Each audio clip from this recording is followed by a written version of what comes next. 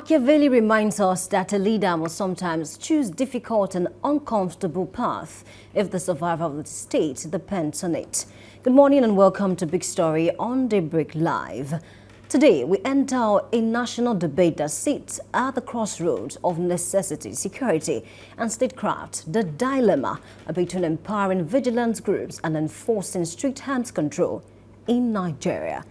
Across the country, communities are caught between fear and survival. Bandits, terrorists, and violent non-state actors continue to overrun areas where the state protective reach falls short. And in this vacuum, vigilance groups are rising, demanding the tools they believe they need to defend their people. But this demand clashes with Nigeria's strict firearm laws and the government's insistence that only official security agencies should bear arms. And here lies the real Machiavellian question. When a community is under siege, does the state maintain its laws at all costs, or does it bend them for the sake of public survival? Is army vigilantes a necessary compromise or a dangerous gamble? To help us make sense of this complex reality, we are joined by Sam Boko, Deputy Editor of the Nigerian Tribune, who has tracked the shifting contours of Nigeria's security architecture and understands the implications beneath the headlines. I'm Oluwayemi Adelako, and this is Big Story, and today we confront the hard truth. How far can the state go to protect the people without becoming the architect of its own insecurity? Good morning to you. Welcome on board. Good morning, Yeah. and thank you. Good morning, viewers. Nice to have you this morning. So let's start from here. From your perspective, what exactly is driving the renewed push for different regions, calling for vigilantes to be armed properly? Because, I mean, in Castina, for instance, most of the residents are saying, okay, these vigilantes, they are familiar with the terrain. They know the hideout of these bandits, and they've recorded success over time. Can they be armed properly, just like the same way these bandits and terrorists, carry firearms? The first of the questions is, what is fueling the call for, renewed call for vigilance groups and so on? Yeah. Simply put, it's insecurity. The country is bleeding under this heavy shelling of insecurity in all parts, north, south, and so on. But it's being reported more in the north now than it is in the south. So the renewed call for vigilante groups is simply because people want to, further the cause of securing their homelands, securing their farmlands, securing their environments and their communities and so on. This isn't even new. Some of us remember growing up to hear about forest guards. Okay. And the Catholic Archbishop of Ibadan, Archdiocese, Most Reverend Gabriel Abegunrin, spoke about it sometime. He said, look, he used to have family members who were forest guards in the Okeogun area of Oyo State, because that's where he hails from. So he said he knew a lot of people who were forest guards, even though then too there was insecurity, but not as pronounced as we have it now, because he reported that one of such forest guards was killed then. But the people who committed that crime were easily apprehended because people around the area had the wherewithal to do the necessary duty. But now, people are disarmed, left at the mercy of both the elements and the bandits.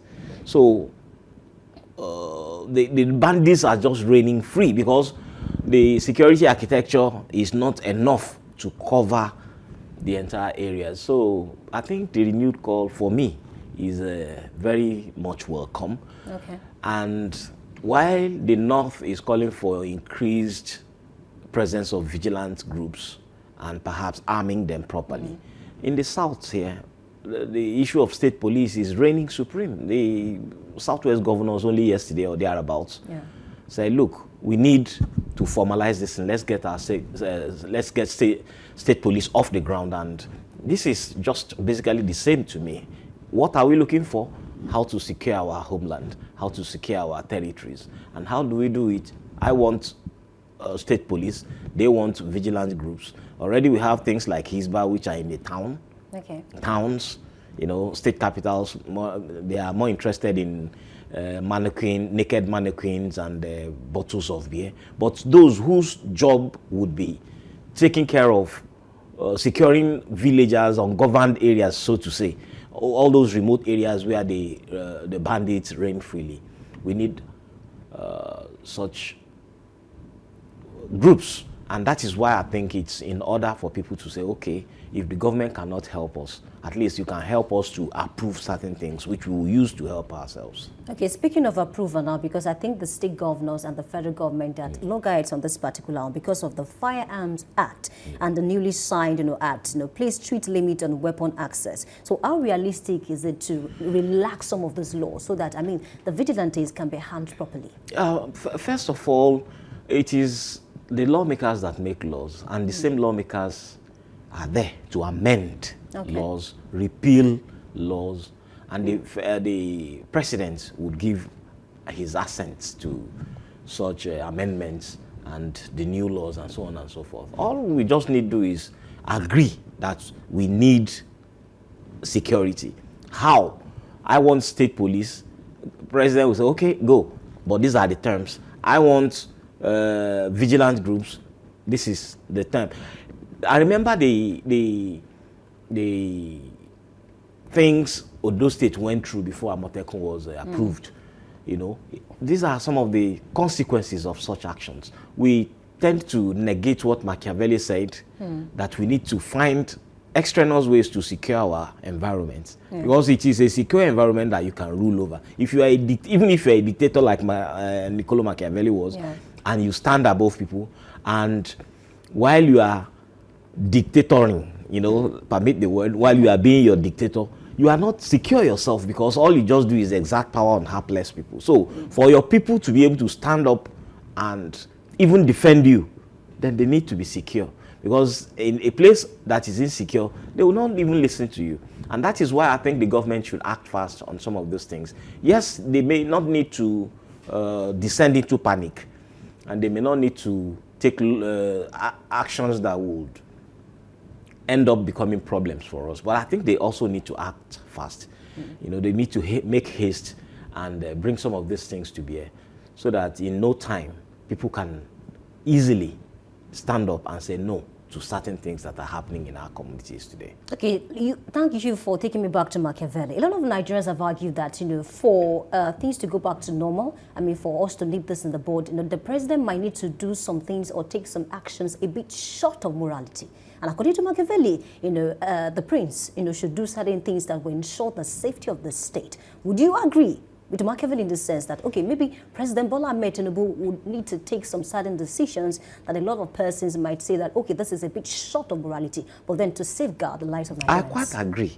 Okay. He has to take actions that are, if they are outside the laws, if being outside the law means being short of morality, yes. Okay. Because he is torn between being politically correct and taking actions that the majority of the people would love. So he has to take a stance. Okay. He has to be somewhere. He has to be known for something. If he is known for quelling insecurity, that will give him even more leverage and lift him above being politically correct. Everybody cites the example of Lee Kuan Yew. Yeah. And everybody cites the example of how he transformed Singapore from what it was to what it is today. But nobody talks about the fact that Lee Kuan Yew had to literally become a dictator. You need to take some of these steps. When in Igbo, there's an Igbo adage that says when a game, it's for hunters. They say when a game moves in very awkward ways, you have to shoot in very awkward ways at it also. So you have to take steps that are commensurate with the situation on ground. So if he's taking steps outside, because he has very wide powers, the president and commander-in-chief of the Federal Republic of Nigeria, he has very wide powers. And if it means him stepping outside some of the powers or using some of the extraneous powers he has, being the CNC, I think he can do something. But he has been trying very hard to be politically correct. And in being politically correct, a lot of things are going bad. So I support him taking actions on insecurity, not on politics and so on and so forth, you know. So I agree. I quite agree with Machiavelli on this. If the bird learns to fly without perching, you have to learn to shoot without missing. That's how what it has to be. Okay, so would you agree that this can accelerate the long debated idea of state policing? Because a lot of persons are even contesting Amotekun in certain states to say that, okay, what we are doing with Amotekun is what we are actually clamoring for in terms of state policing. You see, one of the best examples of Amotekun for me is what has happened in Ondo State.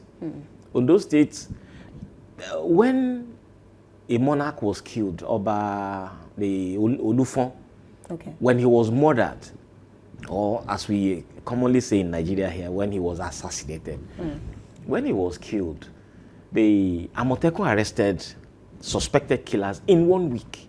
And that's because they know the terrain. They understand the landscape. And after the arrest, believe me, the only reports we heard about that incident up to today is the arrest of those suspects. Where are they taken to? Nobody knows today. What happened to them? There is no report anywhere that says they were charged to court to answer to the suspicion they have on them as, the murderers of the Kabiyesi. So those are some of the things you have to consider in looking at what needs to be done. Why would some of these actions not be taken outside the confines of what you have already? So now, Amotekun came after a long fight and after a very serious struggle, but still it is limited.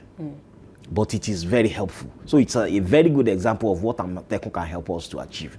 Now, has that accelerated the call for a state police? Definitely. Of course, the Southwest governors and the Dawn Commission, that's the development agenda for Western Nigeria, and other such bodies had clamored for it. Even this president, before he became the president, was an advocate of this. But sometimes when they get to the seat of power, you begin to look at them differently. So has he taken steps to give this, to lend credence to this call? No, as far as I'm concerned. So now that the Southwest governors have come together and said, look, this is the time for it. We have to accelerate the call for this. We have to secure our land. Then let's see how this will go, especially with it being a contest against what the Constitution prescribes. So maybe we may need a constitutional amendment and so on and so forth. But hey, the accelerated call for state police is in order, and I think it's very, very important. Okay, let's continue. Because opponents are warning that army vigilantes could worsen arms proliferation and then lead to human rights abuses. Let me cite a very good example now. I think this particular year, around August, we saw a video that circulated online about how some vigilantes stripped a corps member naked. Yeah, that was in Anambra State. Honestly, that was in Anambra State. So a lot of Nigerians are scared, as much as Nigerians are still clamoring for, okay, these people should be armed. So they're scared that with this not lead to abuse of human rights should the vigilantes carry so much power, because we know power corrupts, and absolute power can actually do something bad. What do you make of that? For me, yeah, power corrupts and absolute power corrupts absolutely. But at the same time, there is nothing that is, power without control has become something else. So that is why there has to be a form of control. So if you, as an operative of either the vigilante group or the Amotekun or a state police officer and so on, if you take laws into your hands, if you do things that are outside the dictates of the laws founding your organization, then deal with the person accordingly. One of the problems we have is that there are hardly consequences for actions in this country. Okay. Once you are connected one way or the other, you find your way to circumvent the law and so on. But if actions are taken against people who do things that are not proper, I'm sure, so very sure, that this will not even occur at all. The guys that stripped a lady naked in Anambra, have we heard anything about it?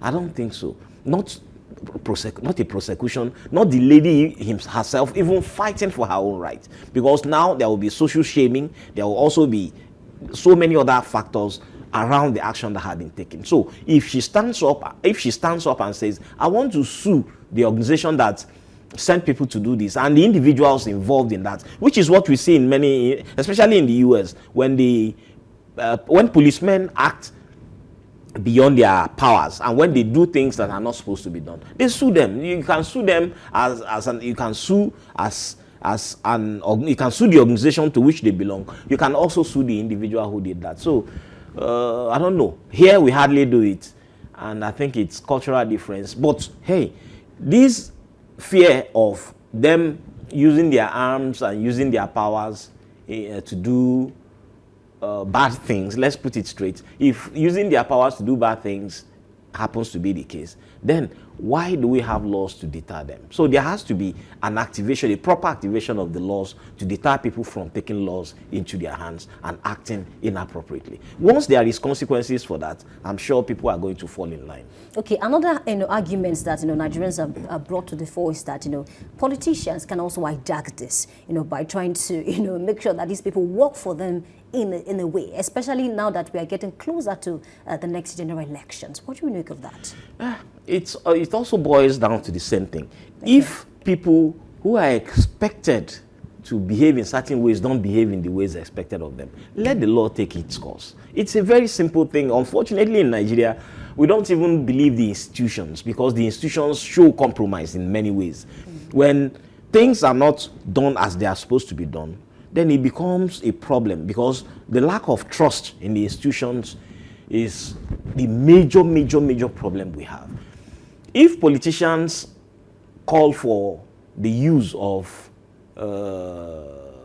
let's say, a vigilante group comes now and, they mount a security here, and they take actions that are outside the dictates of what the law says. Hey, take the politician, take the vigilante as a body, take the individuals who took that action and sue, and let them face the consequences of what they have done. Once that is done in a few places, I'm sure people's trust will rise, and when people's trust rise, then those institutions themselves will become more credible and people will accept them. Because what we are talking about now in the bigger picture is insecurity in the land.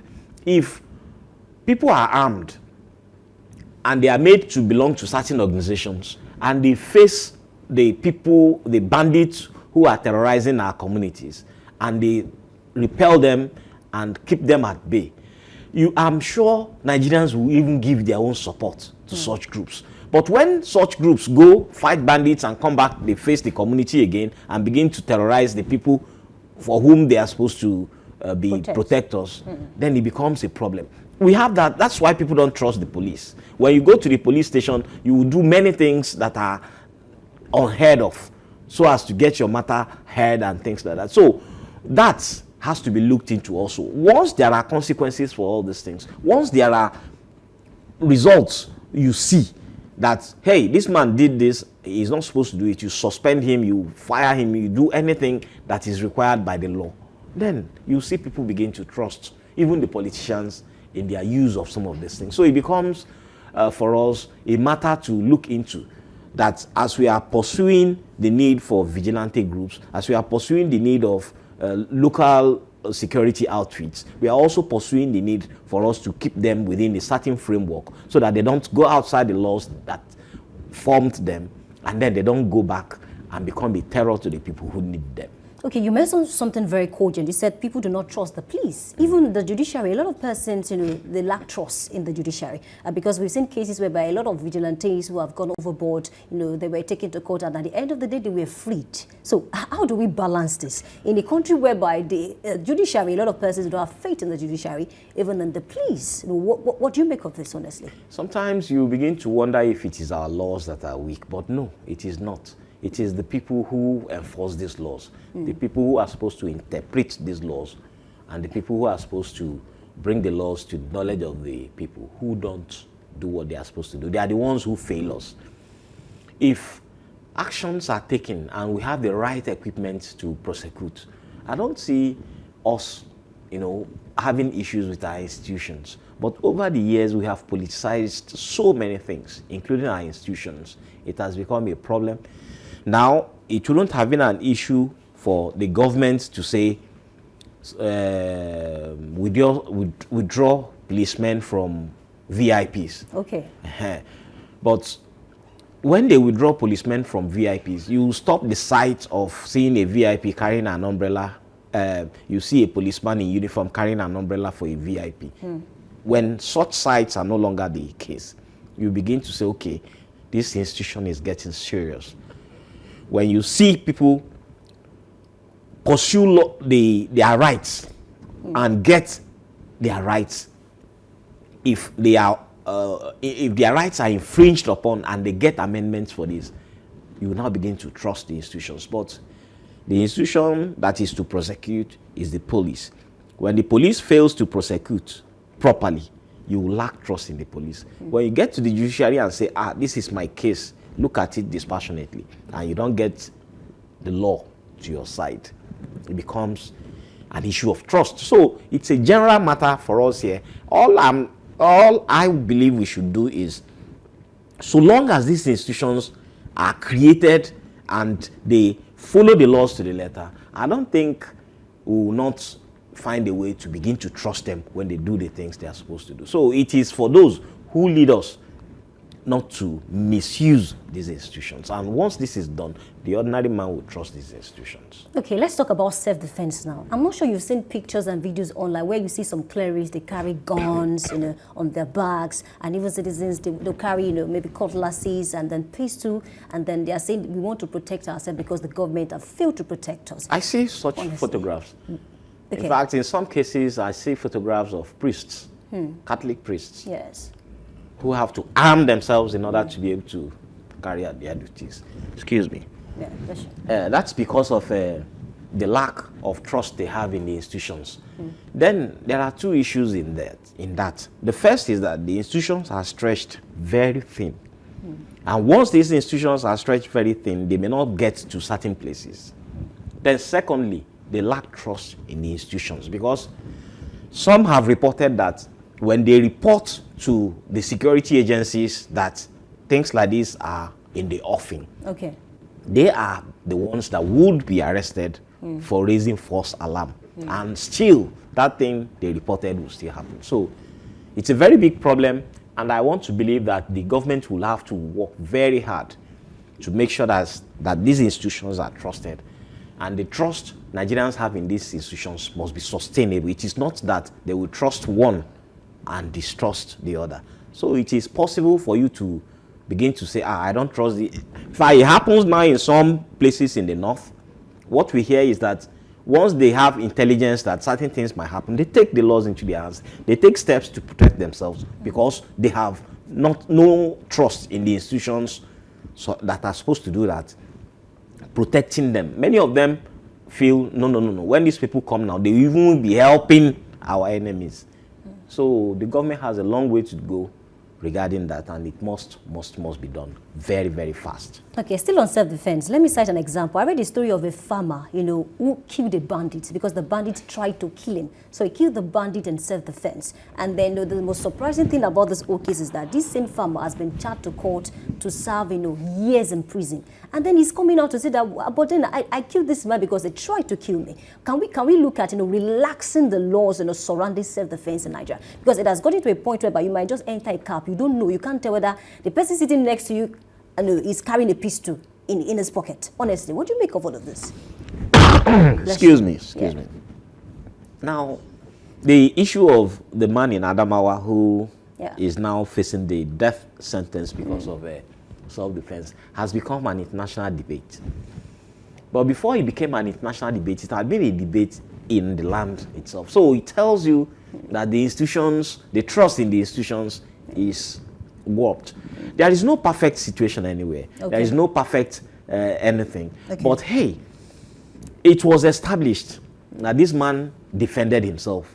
It was thoroughly established according to what we read from the case of the man. Yes. But he stepped out of certain things, and the case had a fatal blow and so on. So now that everybody is waiting for the government to pronounce pardon or maybe commute the sentence or whatever, it now goes back to the issue of self-defense.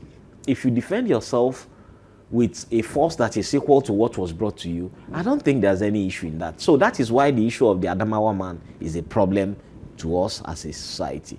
And we also need to look into that and all the other underlying issues beneath it. But when laws are made and they are laws that are particularly,